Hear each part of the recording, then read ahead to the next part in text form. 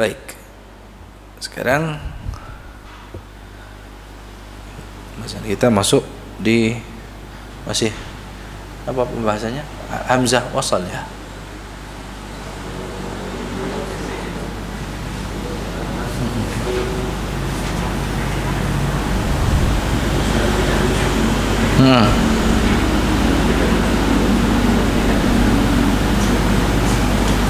Betul.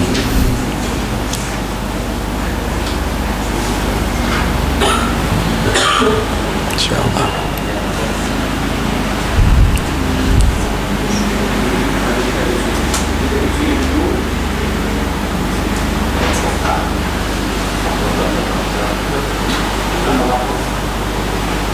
Sudah tanda wakaf sudah. Sudah belum?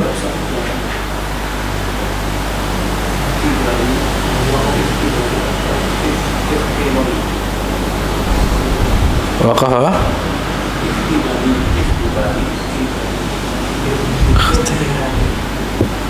Wakaf ikhtibar ya dah.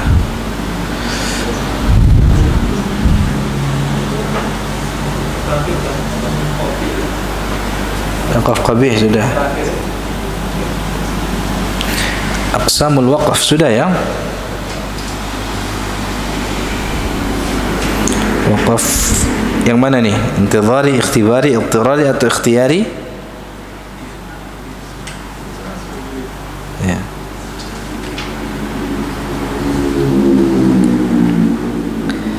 Ya. Di sini ada 4 macam waqaf. Ya. Ada waqaf yang namanya intidhari. Maksudnya adalah waqaf pada kata di dalam Al-Quran dengan maksud apa?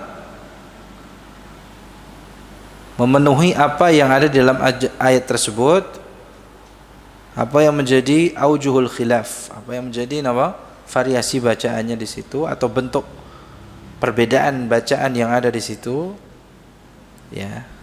Dan ini terjadi atau dilakukan pada saat seseorang menjamak qiraat, ya, atau menjamak riwayat ketika membaca dalam keadaan menjamak, ya, menggabung antara riwayat. Qalu atattakhiduna huzwa gitu ya.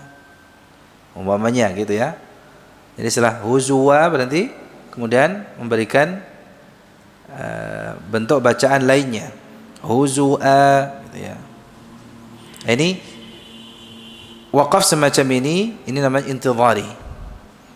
Ya, di mana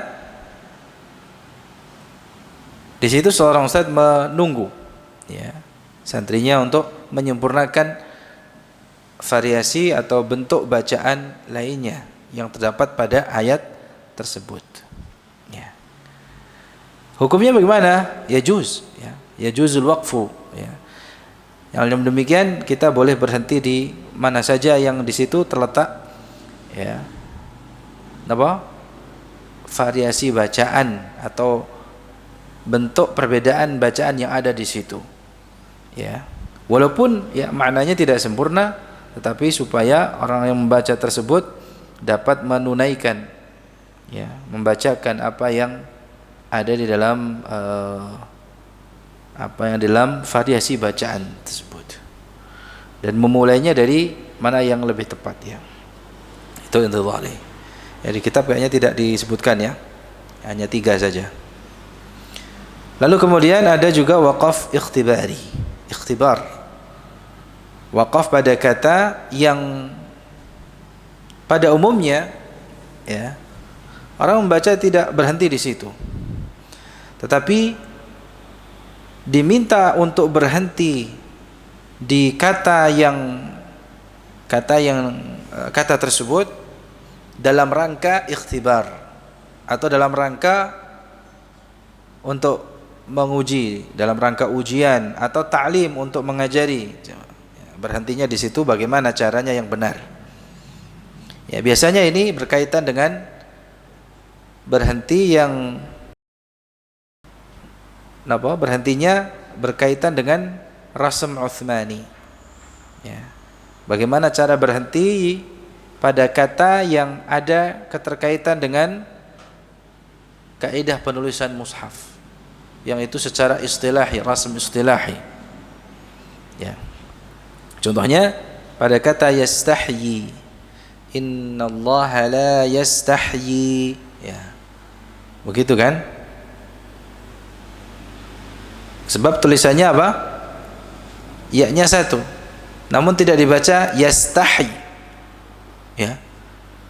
Jadi ketika seorang guru menguji muridnya, coba berhenti di kata yastahyi. Ya, yang benar.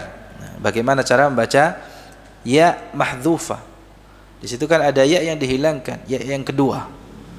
Ya, yang itu kemudian diberikan tanda baca ya, seperti ya terbalik, ya, yastahyi. Tetap bacanya yastahyi. Gitu. Ada juga waqaf idtirari. Ya, idtirari asal katanya apa? Darurah, ya. Ya, idtirar dalam keadaan apa? Muttar. Ya, darurat dalam keadaan terpaksa. Ya. Pada umumnya kita berhentinya disebabkan karena darurah, bisababi daruratin alja'atil qari' lil waqf ka dhiqin nafas aw al-'utas aw ghalabat al-buka' aw nisyan aw ghairu dhalika min ad-darurat. Ya. Keadaan yang menuntut, ya, secara darurat, entah itu kehabisan nafas atau bersin atau ya terbawa suasana sedih, kemudian menuntut dia untuk berhenti, ya. Ini kan keadaan darurat, ya, bukan karena pilihan. Atau pas sampai di tempat dia berhenti, saat dia membaca dari hafalannya lupa, gitu kan, lupa, bisa jadi. Atau yang lainnya, ya. Ya, contohnya di sini kalau yang dipengaruhi oleh, ya, perasaan sedih, ya, sehingga seseorang akhirnya menangis dan dia berhenti, contohnya di khasyi'ah, yang merenungi ayat ini, "Lau anzalna hadzal Qur'ana 'ala jabalin la ra'aitahu khasyi'a." Ya, sampai di sini mungkin manusia atau ya, orang yang membaca terbawa oleh suasana atau makna ayatnya, sehingga dia merasa sedih, atau di sini dia ya apa, menangis disebabkan karena apa? Betapa menyadari betapa kerasnya hatinya, betapa kerasnya hati dia, sehingga dia harus berhenti di sini. Ya. Ini berhentinya di sini, ya, khasyi'ah, ini bisa disebut dengan waqaf idtirari. Ya. Kalaulah sekiranya kami turunkan Al-Quran ini kepada gunung, niscaya kau sungguh akan menyaksikannya tertunduk. Ya. Sedangkan kita berapa kali dibacakan Al-Quran dan kita diturunkan kepada kita Al-Quran apa? Namun apa? Ya, ngantuk, tertunduknya ngantuk. Astagfirullah. Iya. Nah, kita tidak ada terpengaruh, ya, dengan Al-Quran, ya, saking kerasnya hati kita. Jangan-jangan hati kita lebih keras daripada apa? Gunung saja tertunduk dan mutasaddi'an min khasyatillah. Jadi ada khusyuk, ada rasa takut, khasyah, ada kok khusyuk. Jadi khusyuk, tertunduk, mutasaddi'an, ya, terpecah, ya, min khasyatillah, saking takutnya kepada Allah Subhanahu wa taala. Kita enggak ada takut-takutnya sama Allah. Ya, sehingga apa? Itu membuat kadang seseorang itu merasa sedih dengan kerasnya hati dia. Nah, ketika berhenti di situ, ini disebut dengan waqaf idtirari. Sedangkan waqaf yang sudah kita bahas sebelumnya, ada waqaf tam, kafi, hasan, qabi, itu masuk dalam kategori apa? Waqaf ikhtiyari. Apa ikhtiyari? Alladhi yakhtaruhu al-qari. Waqaf yang memang seorang qari memilih untuk berhenti di situ, yakni bi mahdhi iradatihi, ya, wa ikhtiyarihi. Karena murni karena apa? Murni karena keinginannya. Ya, pilihannya. Ya, di sini dibagi menjadi 4. 3 yang dihukumin apa? Jaiz, boleh, dan 1 yang kita bahas tentang wakaf qabih itu hukumnya ghairu jaiz. Ya. Qabih, ya. Apa artinya qabih? Buruk atau jelek, ya, buruk.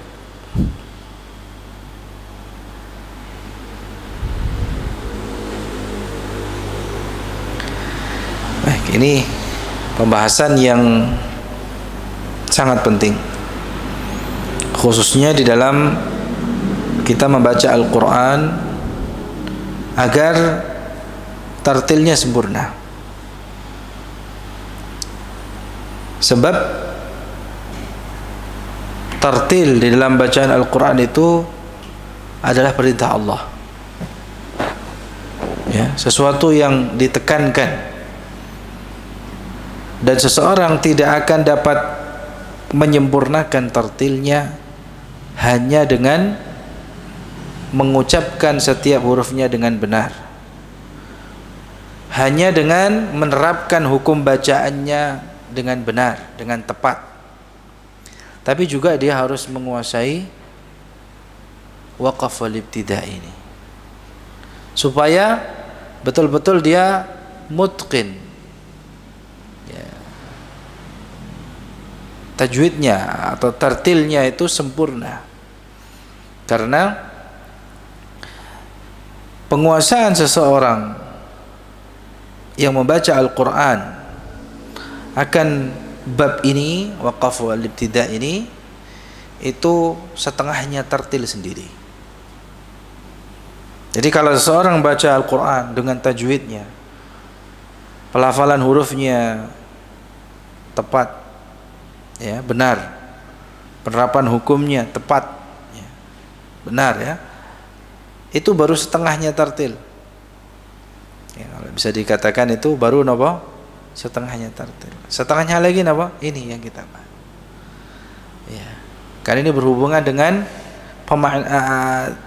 makna ayat yang dibaca, ya, di mana kita berhenti, di mana kita memulainya lagi, ini sesuai dengan makna yang terkandung di dalam ayat yang kita baca, supaya pertama sesuai dengan yang dimaksud oleh Allah Subhanahu wa taala yang menurunkan Al-Qur'an ini. Jadi apa yang kita baca sesuai dengan maksudnya. Lalu yang kedua, agar orang yang menyimaknya itu paham pesan apa yang disampaikan di dalam ayat yang kita baca. Ya, sebab kalau umpamanya kita serampangan dalam hal ini, terkadang ada ayat-ayat yang akhirnya disalahpahami oleh orang yang mendengarkannya. Ya, disebabkan karena apa? Orang yang baca Al-Quran tersebut tidak menguasai bab ini.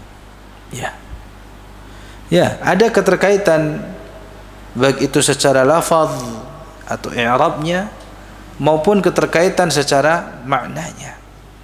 Ya, ini yang selama ini kita pelajari, ya, yang disebut dengan apa? Ta'alluq. Ya, ada ta'alluq lafzi, ada ta'alluq maknawi. Itu yang dijadikan pengait, ya. Jadi ada keterkaitannya apa? Baik itu keterkaitan secara lafaz maupun keterkaitan secara makna. Itu yang harus dipahami. Jadi untuk menguasai bab ini, seseorang harus memahami tata bahasanya dan juga apa? Maknanya. Makna yang terkandung dalam ayat tersebut. Ya. Jadi itu yang kita jadikan pegangan. Ya, pengait ini kan jadikan apa? Pegangan. Ya. Keterkaitan secara lafaz atau i'rabnya dan keterkaitan secara apa? Maknanya. Ya. Itu yang dibutuhkan oleh seseorang ketika ingin menguasai bab ini. Ya. Maka sarannya bagi kita ya, atau ya, betul, nah, mempelajari bahasa Al-Quran seorang muslim agar supaya apa? Pertama dapat memahami Allah berpesan pesan Allah kepada dia. Ya. Agar supaya seorang mengerti, paham pesan Allah yang disampaikan dalam ayat yang kita baca. Gitu. Tanpa memahami bahasa Al-Quran, maka mustahil seorang pelajari bahasa Arabnya, lalu kemudian apa? Baca tafsirnya. Ya. Mungkin mulai dari terjemahannya dulu. Ya. Dan untuk bisa memahaminya, kita bisa mempelajari tafsirnya. Ya. Dengan demikian nanti waqaf al-ibtida'nya bisa dikuasai insyaallah biiznillah. Pelajari bahasa Arabnya supaya kita ngerti tata bahasanya dan pelajarin apa? Tafsirnya. Ya, minimal apa? Baca terjemahannya gitu ya. Ya, walaupun tidak cukup memahami ayat itu hanya dengan membaca terjemahannya. Ya, juga harus kita rujuk pada tafsirnya supaya kita memahaminya dengan benar. Baik. Cukup sekian ya kajian kita pada malam hari ini, mudah-mudahan bermanfaat ya. Wassallallahu wasallam ala nabiyina Muhammadin wa ala alihi wa sahbihi ajma'in. Alhamdulillahirabbil alamin. Subhanakallahumma bihamdika asyhadu an la ilaha illa anta astaghfiruka wa atubu ilaik. Assalamualaikum warahmatullahi wabarakatuh.